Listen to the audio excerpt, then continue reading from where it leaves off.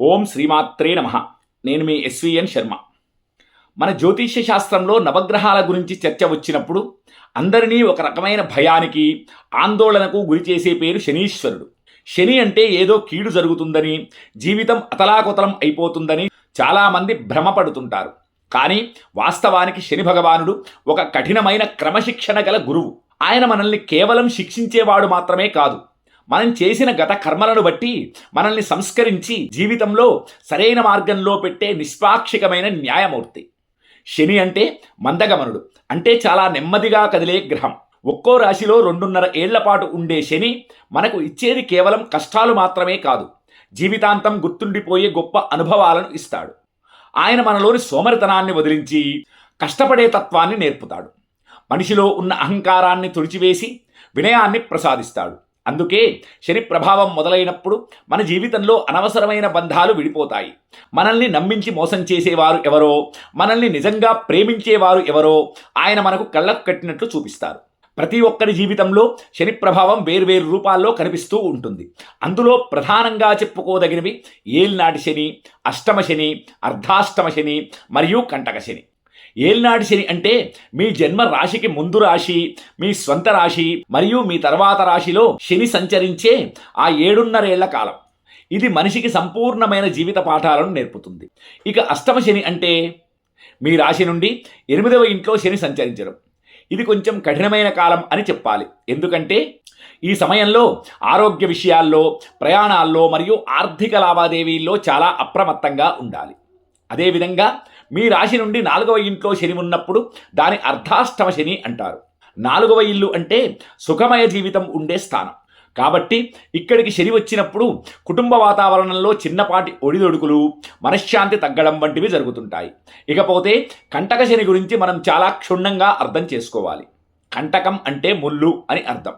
రాశి నుండి శనీశ్వరుడు 1, 4, 7 లేదా 10వ స్థానాల్లో సంచరిస్తున్నప్పుడు దానిని కంటక శనిగా పరిగణిస్తారు.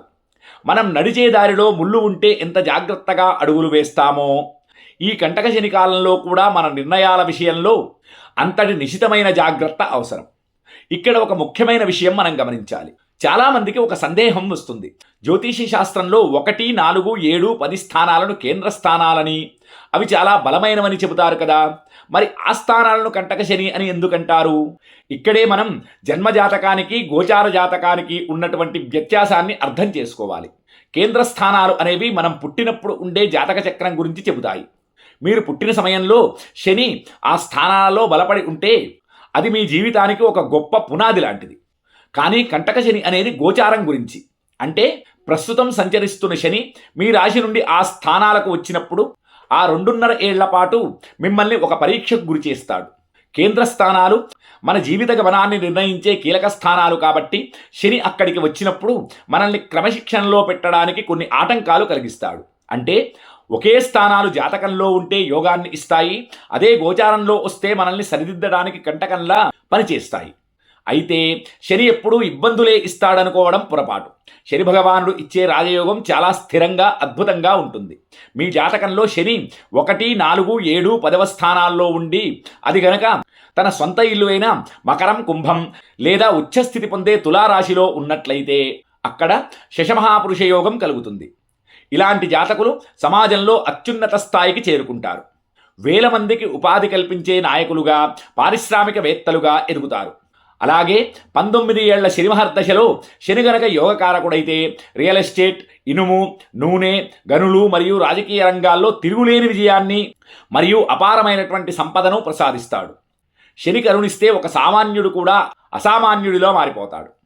అందుకే శని ప్రభావం ఉన్నప్పుడు భయపడడం మానేసి మన ప్రవర్తనను సరిచేసుకోవాలి. సోమరితనాన్ని వదిలిపెట్టడం, నిరుపేదలకు, వికలాంగులకు తోచిన సహాయం చేయడం వల్ల శని కటాక్షం లభిస్తుంది. ప్రతి శనివారం హనుమాన్ చాలీసా పఠించడం, రావి చెట్టు కింద నువ్వుల నూనెతో దీపం వెలిగించడం వల్ల దోషాల తీవ్రత తగ్గుతుంది. మీ జాతకంలో శని స్థితి ఎలా ఉంది, మీకు ఇప్పుడు నడుస్తున్నది రాజయోగమా లేక పరీక్షాకాలమా అని తెలుసుకోవడానికి కింద ఉన్న నెంబర్లతో మా శ్రీ గాయత్రి ఆస్ట్రో న్యూమరాలజీని సంప్రదించవచ్చు. మరిన్ని ఆధ్యాత్మిక జ్యోతిష్య విశేషాల కోసం మన ఛానల్ని సబ్స్క్రైబ్ చేసుకోండి. లోకా సమస్తా సుఖినో భవంతు. నేను మీ ఎస్విఎన్ శర్మ. స్వస్తి.